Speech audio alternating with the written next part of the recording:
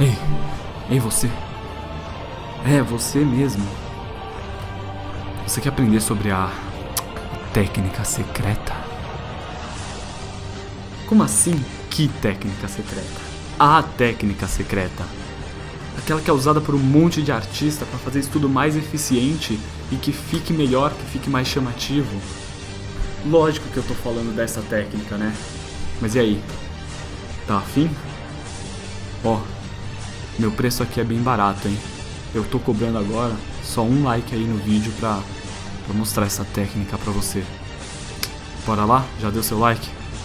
Então vamos.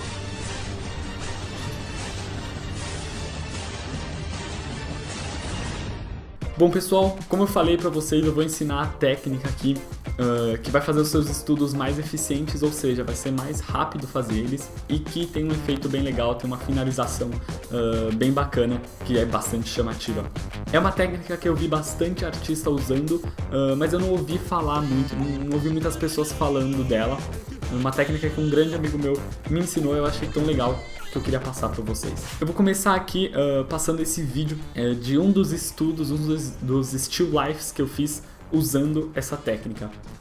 Se você não sabe o que é still life, é natureza morta, é você pegar objetos do seu cotidiano, que eu recomendo vocês fazerem isso, pegar objeto, action figure que você tem aqui, o seu celular, alguma coisa. Nesse caso era um bonequinho de um sapinho que tinha em casa, um porta-retrato pequenininho e aquele MP3 antigão.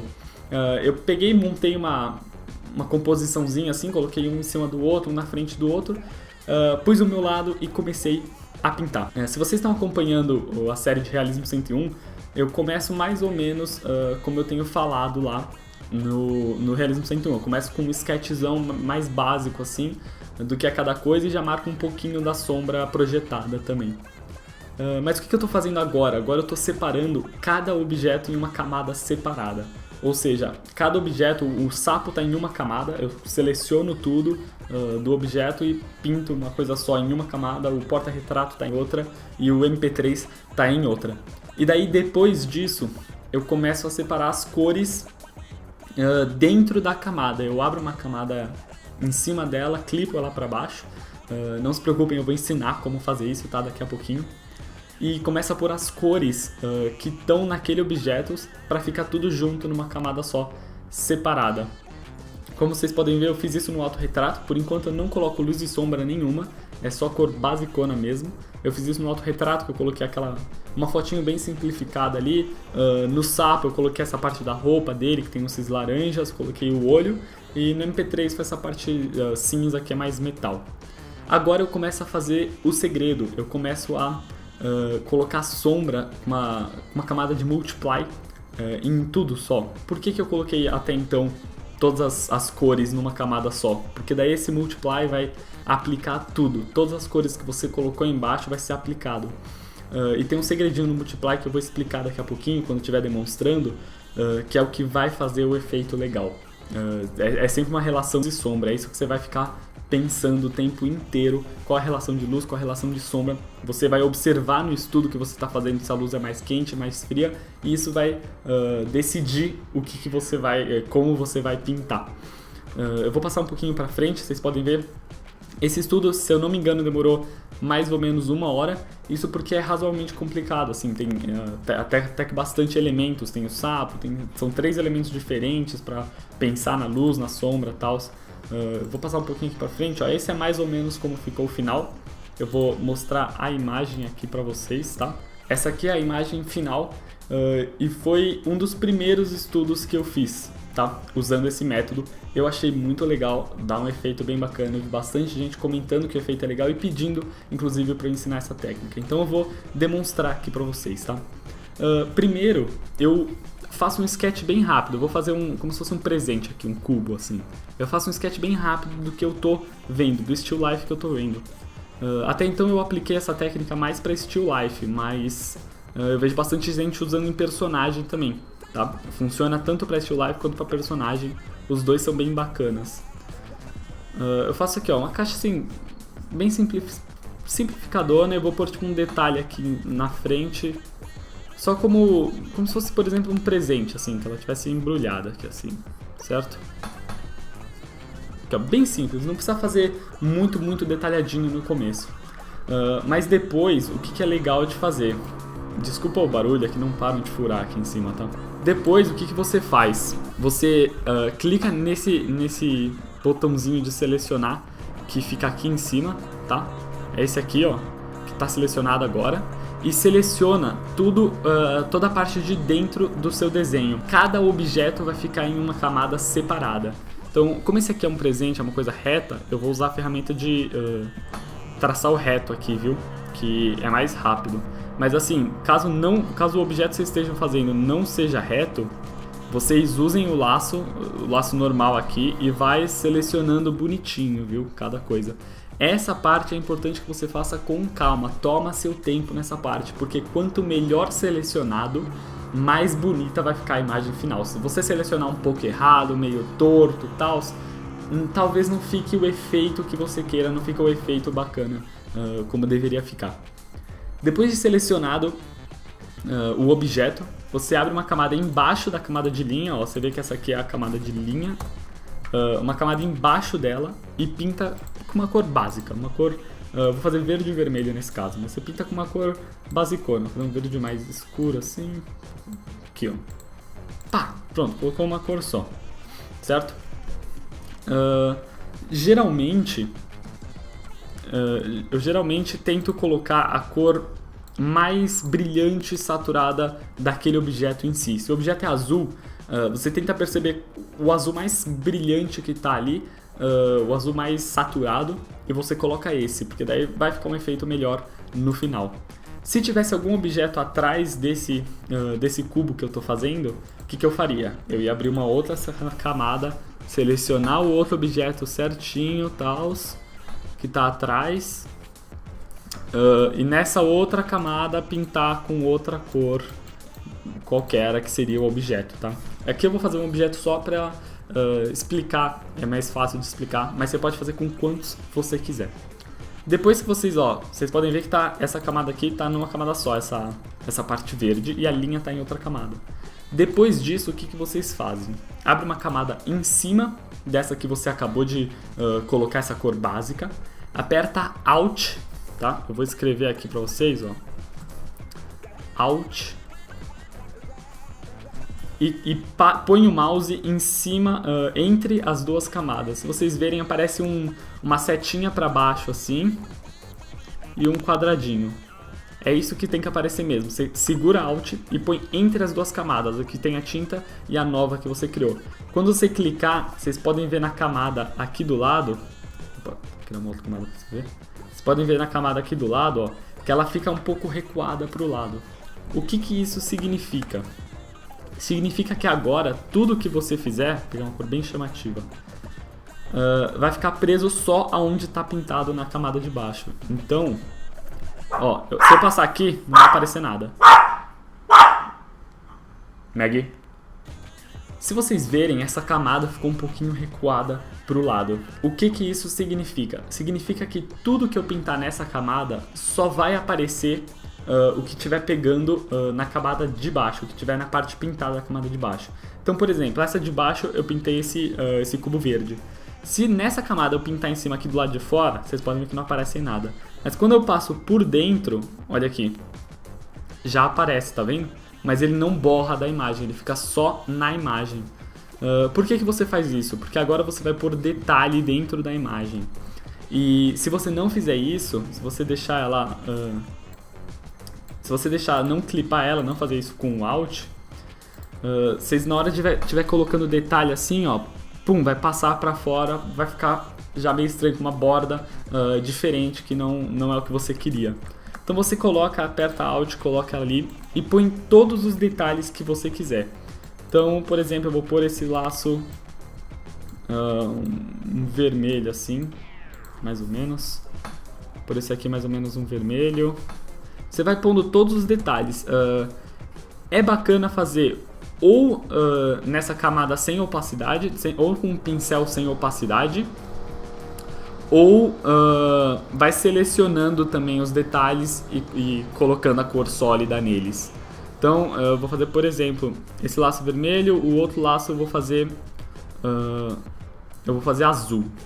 Só pra mostrar pra vocês.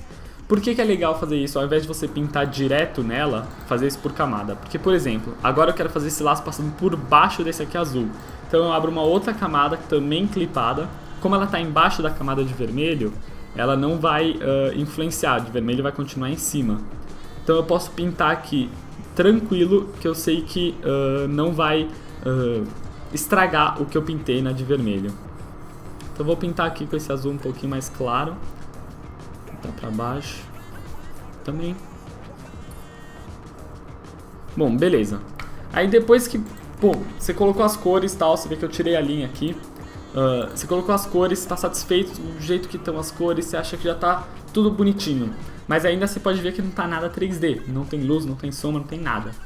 O que você vai fazer? Vai mesclar todas essas camadas que estão em cada objeto, tá? O objeto vai ficar uma coisa só, como vocês podem ver. E agora que vem o segredo. Você faz de novo aquilo de abrir uma camada e clipar para baixo. E põe ela em multiply, multiplicação. E abre uma outra camada, clipa também para baixo. E coloca em subexposição de cores ou color dodge, se tiver em inglês o seu Photoshop. Opa, coloquei errado. Subexposição de cores. Agora vem o segredo aqui, um segredo que é importante. Agora você tem que observar a sua luz. Por quê? Porque se a sua luz... Vou escrever aqui. Luz e sombra. Certo? Se a sua luz for quente, a sua sombra vai ser fria. E vice-versa. O que isso significa? Se aqui for fria, a sombra vai ser quente. O que isso significa? Se eu tiver uma luz, por exemplo, luz de sala, geralmente assim, é um amarelado, um pouquinho pro laranja e tal, vocês podem ver que é quente. Toda essa parte aqui, ó, essa parte de baixo aqui, que é amarelo, vermelho, até um pouquinho do rosa, do roxo, é quente. E toda essa parte de verde, azul, azul claro aqui, também pega o comecinho do roxo e tal, é fria. Então, se eu tiver uma luz quente, por exemplo, esse laranja, eu vou ter uma sombra fria, eu vou ter uma sombra mais puxada pro azul. E vice-versa, se a luz for azul, a sombra vai ser quente, vai ser alaranjada, vermelha. Isso é legal porque isso é assim que a vida funciona. Se você tem uma luz mais amarela, a sua sombra vai ficar mais azul, mesmo que seja quase imperceptível, mas ela é. E isso vai te dar uma sensação de realismo bem grande. Eu vou usar a situação de que essa primeira situação em que a luz é quente e a sombra é fria. Então o que eu vou fazer? Eu vou entrar nessa camada de multiply e eu vou escolher a cor da minha sombra. Eu vou pôr numa cor fria, mais ou menos esse tom de azul. E ao invés de pôr muito saturado, como tem que ser uma coisa mais sutil, eu vou trazer ela mais pro cinza um pouquinho, eu vou trazer ela, tirar a saturação dela um pouquinho, por mais ou menos por aqui assim. E vou pintar aonde é a minha sombra. Nesse caso eu vou fazer a sombra vindo de cima, mais ou menos da esquerda. Então eu vou pintar aqui assim, essa aqui é a minha sombra. Tudo que for sombra você vai pintar nessa camada de multiply, tá? Não tem problema se você errar, você apaga, normal. Porque como é tudo numa camada separada, você não vai estragar a pintura básica que você fez ali. A de baixo, a verde. E aqui também eu vou pintar, mas um pouquinho mais claro. Vocês podem ver o porquê que foi interessante colocar todas as cores numa camada só. Porque agora esse multiply está aplicando a sombra em todas as cores. Então, se vocês pegarem aqui o Color Picker, você pode ver que é o azul, o verde que eu coloquei aqui, ó, é bastante verde. E agora é um verde um pouquinho mais puxado para o azul aqui, um pouquinho mais escuro. E o vermelho também, tá vendo que o vermelho aqui, ó, era um vermelho aqui embaixo, então era bem mais quente. Puxou um pouquinho, subiu aqui, foi um pouquinho mais escuro, puxou um pouquinho mais pro tom do azul também. E isso é bastante experimentação, vocês podem apertar Ctrl U e aumentar a saturação ou diminuir a saturação para ver o que vocês acham que fica mais legal. Tipo, se aumentar a saturação, a sombra vai ficar mais fria, ficar mais pro azul. Se diminuir, ela vai ficar mais cinza. Então vocês vão mexendo aqui, achando, pô, achei que ficou legal aqui. Então beleza, vocês colocaram. E a luz é a mesma coisa, só que dessa vez vocês vão para uma luz quente, então põe lá em cima, uma luz mais alaranjada aqui, quente e tal. Pronto. E vão pintar a parte que tá de luz. Então eu vou pintar aqui em cima assim, que eu acho legal. Eu quero colocar uns highlightzinhos na borda, assim, que geralmente em presente é onde vai estar mais brilhos e tal, né? Então eu vou pôr um pouquinho mais forte na borda, assim, e vou pôr um pouquinho vindo de baixo, que é a luz refletida na mesa, seria, né? Isso tudo é coisa que você vai aprendendo com o tempo, essa da luz refletida. Mas essa técnica, ela fica legal mesmo se você não souber muito bem tudo sobre luz e sombra. Tá, só apagar aqui e tal. E quando você já fez isso, já pode tirar as linhas, que você pode ver que já fica bem 3D. A cor já ficou certinha, porque ele já aplicou a cor em tudo. A luz, a sombra já aplicou aquele tom de azul em tudo. A luz já ficou aquele mais amarelo em tudo. E se você fizer isso com calma, você vai ter um efeito bem legal. Depois disso eu costumo sempre abrir só mais uma camada, só para retoque. Tipo, eu acho que aqui tinha que pôr um highlightzinho, eu vou lá e coloco e tal. Mas isso aí é mais pós-produção, é mais para finalizar. Mas essa técnica em si, vocês podem ver que já fica bem bacana. E se vocês fizerem ela com paciência, vocês vão ter alguns resultados, como esses aqui, por exemplo. Esse aqui eu fiz, foi o primeiro que eu fiz usando essa técnica. Eu fiz de um pop que eu tenho do BoJack, a caixa de mouse, do mouse que eu tinha ganhado. Eu fiz esse aqui que eu mostrei no vídeo pra vocês, esse aqui de um perfume. Eu fiz um outro aqui, ó. Vou mostrar também. Do Goku, por exemplo, um action figure que eu tenho do Goku. Não precisa pôr muito detalhezinho, porque você está estudando, você está fazendo forma. Mas já é um resultado bem legal, já fica um resultado bem bacana. Eu espero que vocês tenham gostado. Usem a técnica aí e comenta o que vocês acharam dessa técnica. Comenta se ela funcionou para você. Caso não tenha funcionado, escreve nos comentários também e pergunta, tipo, não funcionou porque eu não consegui fazer isso. Eu vou tentar o meu máximo ajudar e deixar essa técnica, né, ajudar a usar essa técnica para vocês. Espero que vocês tenham gostado. Se gostaram, dá um like, se inscreve no canal também. E entra no link aí embaixo na descrição, na fanpage, que tem uns desenhos exclusivos lá, é bem legal, eu posto bastante. E dá pra trocar uma ideia bem bacana. Muito obrigado e até mais!